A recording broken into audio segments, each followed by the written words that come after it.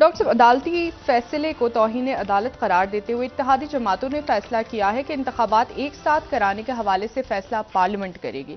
क्या अफ़वाम तफ़हीम का कोई रास्ता अभी मौजूद है या ये मामलात मजीद बिगाड़ की तरफ जा रहे तसादुम हैं? की तरफ जा रहे हैं जी मामलात। ठीक। और ये बड़ी बदकिस्मती है कि एक बड़ा तसादुम पार्लियामेंट और अदालत के दरमियान सर। होने जा रहा है। दो मुल्क के अहम अदारे और तौहीन अदालत और तौहीन पार्लियामेंट के दरमियान इस वक्त कौम फंस गई है, मुल्क फंसा हुआ है। ठीक। और आज बहुत से इजलास हुए, काबीना का इजलास भी हुआ, जी। फिर इत्तेहादी जमातों का इजलास हुआ। वज़ीर आज़म शहबाज शरीफ साहब उसमें मौजूद थे, जरदारी साहब थे, जी। बिलावल साहब थे, फजलुर रहमान साहब थे, नवाज शरीफ साहब सऊदी अरेबिया से लंदन रवाना हो गए हैं और मरीम नवाज साहब आज रात 1 बजे जी। लाहौर पहुंचेंगी। उसके बाद फिर पार्लियामेंट का इजलास हुआ, बहुत से इजलास हुए जो कि अब भी जारी है।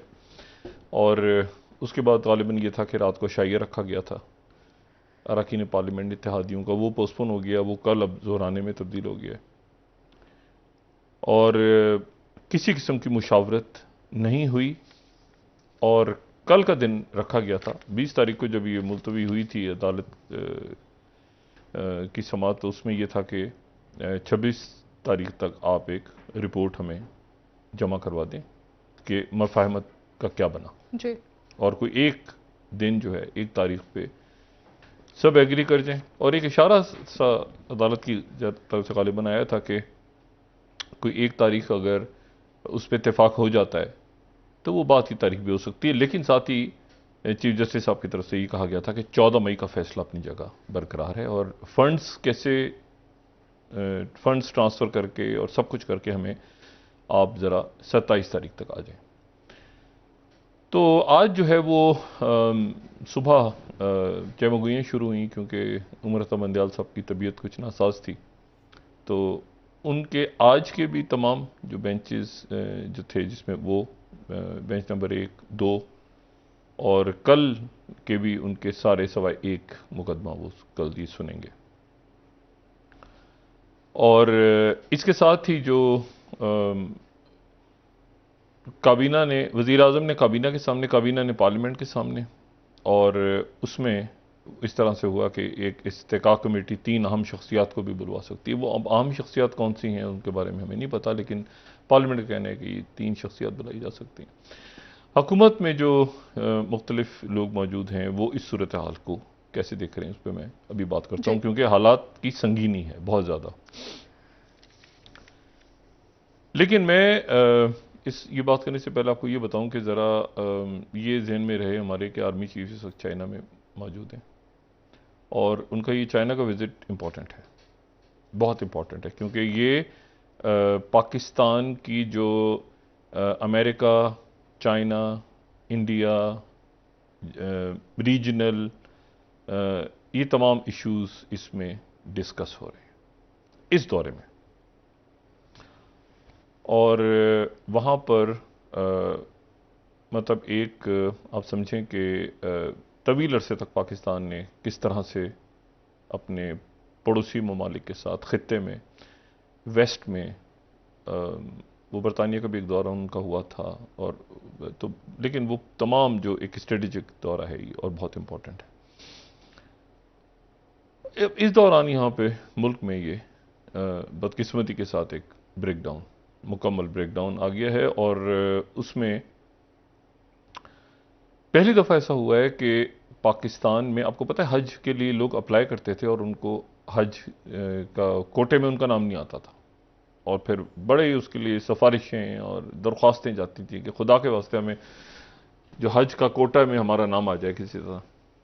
पहली दफ़ा ऐसा हुआ है कि पाकिस्तान को जो कोटा मिला हुआ है हज का, वो पाकिस्तान वापस कर रहा है सऊदी अरब को। लोग यहाँ से, लोगों के पास पहली दफ़ा तारीख में लोगों के पास इतना पैसा नहीं है, इतनी हिम्मत नहीं है कि वो जाके जो डॉलर हैं उस जो मतलब है कि लोग सारी ज़िंदगी पैसा जमा करते हैं कि एक दफ़ा हमारा नाम निकला है। जिनका नाम निकल आया था वो नहीं जाने के काबिल। तो पहली दफ़ा कोटा वापस हो रहा है सऊदी अरबिया को। बड़ी बदकिस्मती की बात है ये। माशी हालात जो हैं वो IMF के साथ मुआहदा रुका हुआ है और सऊदी अरबिया और UAE की तरफ से कोई अब तक कोई इतला नहीं है कि पैसा उनकी तरफ से हमें दिया जा रहा है इस शदीद अदम इस्तेकाम की बायस। और इसमें बहुत कुछ हो रहा है। अच्छा, मैं हमेशा ये बात कहता हूं ना कि आसपास के वाकयात जो हैं वो पाकिस्तान के ऊपर तो हर तरह से असरअंदाज होते हैं, चाहे वो मईशत हो, चाहे वो सिक्योरिटी के इश्यूज हों और सारे इश्यूज। अच्छा, तो अब मैं जो बात कह रहा था वो ये कि ये चाइना का विजिट हो रहा है और चाइना का विजिट आर्मी चीफ का है, पीछे की टर्मोइल है। अब पॉलिटिकल पार्टीज को मेरा अब खुदा जाने इसमें क्या मामला हुआ कि इमरान खान साहब ने यहाँ से पहले असद कैसर साहब थे, फिर शाह महमूद कुरैशी साहब का नाम आया, लेकिन हुकूमत की तरफ से जो टीम बनी जिसमें पहले यह था कि साद रफीक साहब और एयाज सादिक साहब और बाकी शख्सियात होंगी, तो आज मुस्लिम लीग नून ने जो शहबाज शरीफ साहब की तरफ से जो है ये सारी जिम्मेदारी और जरदारी साहब की तरफ से PTI के साथ मुज़ाकरात की सारी इमरान खान साहब के साथ बातचीत कौन करेगा इसकी जिम्मेदारी दे दी फजलुर रहमान साहब को। यानी अब आप अंदाज़ा लगाएं कि फिर क्या बात होनी है। फजलुर रहमान साहब और इमरान खान साहब के ताल्लुकात का हम सबको पता है। तो फजलुर रहमान साहब की जमात की ड्यूटी लगाई गई कि आप PTI से बात करें। यानी इसका मतलब है कि बिल्कुल बात आपने करनी ही नहीं और मामला बिगाड़ की तरफ जा रहे हैं, टकराव की तरफ जा रहे हैं। और इसमें जो है वो हुकूमती जो ईवान हैं कुछ उसमें शख्सियात जो हैं वो ये कह रही हैं कि इसमें शहबाज शरीफ साहब के ऊपर तौहीन अदालत लग सकती है। जो भी बिलावल साहब ने भी बात की कि जी ये एक वज़ीर आज़म को भेजा गया, दूसरे को भेजा, लेकिन वो ये भी कह रहे हैं कि शायद इसमें तमाम काबीना को पे तौहीन लगा दी जाए। सही, ठीक है, क्योंकि हुकूमत का मतलब काबीना है, वज़ीर आज़म और काबीना। तो और ये भी हो सकता है कि कुछ ना हो और मामलात किसी अफ़ाम तफ़हीम के साथ आगे बढ़े जो कि ज़्यादा मुनासिब होगा। लेकिन यह है कि अभी तक उसके आसार नहीं। अभी तक ये जो बहुत आपको सख्त तकारीर नज़र आ रही हैं इस वक्त, ये इसीलिए नज़र आ रही हैं कि वहाँ पर ये बात कही जा रही है कि वज़ीर आज़म शहबाज शरीफ साहब या उनके साथ काबीना जी उन पे सब पे, और वो उसको वो जो गुफ्तगू हो रही थी ख्वाजा तारिक रहीम साहब की और साकिब निसार साहब की, जिसमें उन्होंने कहा था कि कश्मीर में ये हुआ ना कि वज़ीर आज़म को बुलाया और फटाफट वारे कर दिया, तो वो यहाँ पर भी वही हो सकता है। तो वो उस बात को वो बात जो हुई है उन दो शख्सियात की, वो चूंकि यहाँ पे हुकूमत के ईवान सबके जहनों में है कि वो फ़ौरन ही बुला के और फ़ौरन ही कि आप तशरीफ़ लाइए ज़रा। वो गए, उन्होंने कहा अच्छा इधर ही, अच्छा आपने नहीं मानी, कंटेम्प्ट उधर ही 5 मिनट की 5 सेकंड या 10 सेकंड या 20 सेकंड या 1 मिनट की जो भी सजा ना है। तो ये एक खौफ है और इसके नतीजे में फिर तसादुम, फिर वो पार्लियामेंट में दूसरे, मतलब मैं नहीं जानता। मेरी तो दुआ है कि कोई अफ़ाम तफ़हीम अल्लाह करे कि निकले, पार्लियामेंट भी काबिल एहतराम और अदालत भी काबिल एहतराम, लेकिन टकराव बहरहाल होने जा रहा है अभी तक जो सूरत हाल। अब इसमें ख्वाजा आसिफ साहब कल से नई जो शुरू हो रहा है SCO के वज़राए दिफा का इजलास, उसमें वो भारत नहीं जा रहे। बिलावल भुट्टो जरदारी साहब भी शायद ना जाएं। अच्छा जी, क्योंकि मुल्क में हालात ऐसे हैं कि उन हालात में शायद बिलावल भुट्टो जरदारी साहब भी वहाँ ना जाएं।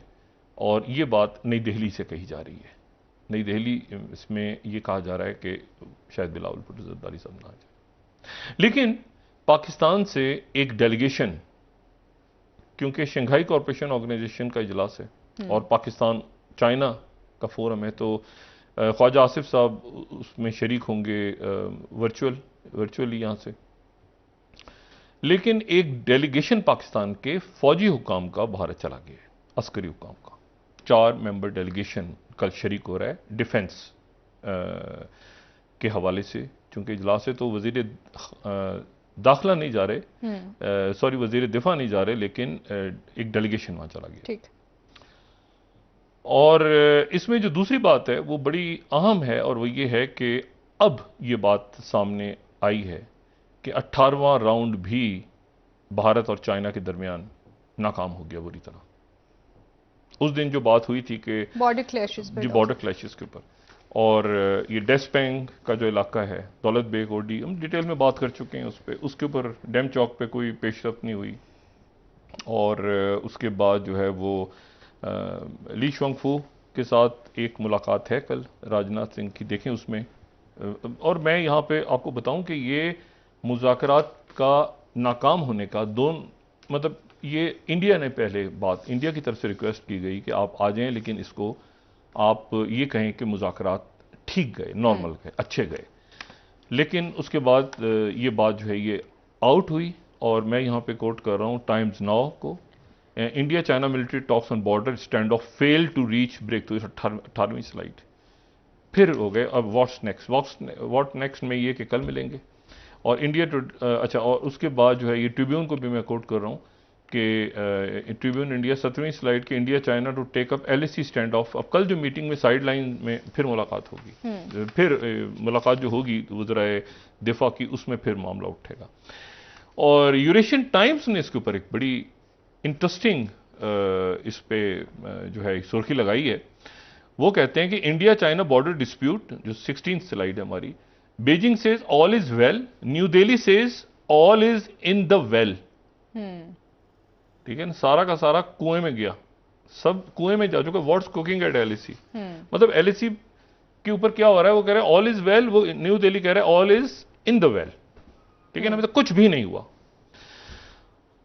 तो ये एक बड़ी अजीब सी सूरत हाल है कि वो तलखी अपनी जगह मौजूद है और बल्कि बड़ी खराबी की तरफ चली गई है, क्योंकि दोनों वो आ भी रहे हैं यहाँ पर, उनके वजीर दिफा, और मुलाकात भी हो रही है। और ये 2 दिन तक ये बात भारत में नहीं आई, लेकिन फिर उसके बाद उनके मीडिया ने कोट कर दिया और कि वो इसकी साइड लाइन्स के ऊपर बातचीत होगी।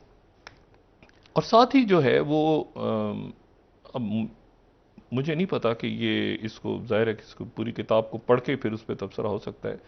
हमारे इंतहाई मोहतरम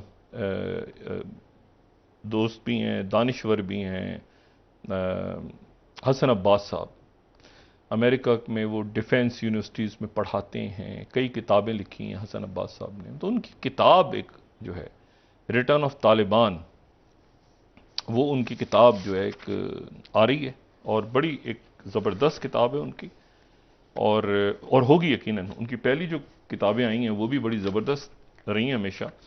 लेकिन इस किताब में जो एक उसका आज के डॉन में, अनवर इकबाल साहब हमारे दोस्त वाशिंगटन में अरसे से कवर कर रहे हैं वहाँ के सारे इवेंट्स, उनकी अनवर इकबाल साहब ने फिर इस किताब में से एक आज के डॉन में कि तालिबान ने जनरल बाजवा से कंसल्ट किया था इंडिया की तरफ हाथ बढ़ाने से पहले।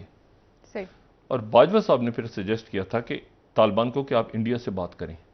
मतलब इंडिया की जो एंट्री हुई अफगानिस्तान में आफ्टर द विड्रॉल, दोबारा वापसी हुई, वो बाजवा साहब से मशवरे के बाद हुई। सही। और बाजवा साहब ने कहा कि नहीं, आप इंडिया से भी बात करें और अच्छा है कि हमारे ताल्लुकात इंडिया से बेहतर होने चाहिए और तालिबान बात करें। ठीक। फिर उसमें और भी बहुत कुछ है इस किताब में। इस आज के पीस में ये भी लिखा हुआ है कि जनरल फैज़ की जो तस्वीर आई, उनको कहा गया पाकिस्तान के अदारों की तरफ से कि वो तस्वीर आप सफारत खाने तक अपने आप को रखें, लेकिन वो जो उनकी चाय पीते हुए तस्वीर आई थी, उससे तालिबान के लिए भी मसाइल पैदा हुए, पाकिस्तान के लिए भी हुए। और शो ये किया गया कि तालिबान सब बात सुनते हैं जो कि नहीं सुनी, उनको नहीं सुनते थे, और बहुत से इशूज थे। तो किताब का इक्तबास जो है ये पढ़ने वाले है, ये होगी ये किताब यकीनन। तो अच्छा, अभी ये तो एक तो ये बात होगी। फिर दूसरी बात ये है कि ये अगर तो ये कहते हैं कि तौहीन का मामला, जिसके लिए ज़हनी तौर पे तैयार होगी हुकूमत, इसमें कोई कानूनी रास्ता जो है वो अगर देखें, अब मैं नहीं जानता कि इसमें कल क्या सूरत हाल होगी। यानी वो अटॉर्नी जनरल तो ज़ाहिर अदालत में आएंगे और वहाँ पर हुकूमत के तरफ से कोई वकला, यानी पार्टियों की तरफ से वकला नहीं जाते या जाते हैं। पिछली बार यही हुआ था ना कि वो गए हुए थे सारे, तो फजलुर रहमान साहब की प्रेस कॉन्फ्रेंस आ गई थी जी। तो फिर उसके बाद अदालत जो है वो फिर फैसला सुनाएगी या बुलवाएगी किसी को या क्या करेगी। और पार्लियामेंट का इजलास भी जारी है और सारे सियासी कायदीन भी यहाँ पे मौजूद हैं। तो एक बहुत तल्ख माहौल है इस्लामाबाद में, बहुत तल्ख। और अस्सलाम वालेकुम, आप देख रहे हैं Pakistan politics official YouTube channel. Thank you for watching the video. अगर वीडियो पसंद आई, वीडियो को लाइक करें, शेयर करें और कमेंट करें। चैनल को सब्सक्राइब करें और बेल आइकॉन को प्रेस करना मत भूलिएगा।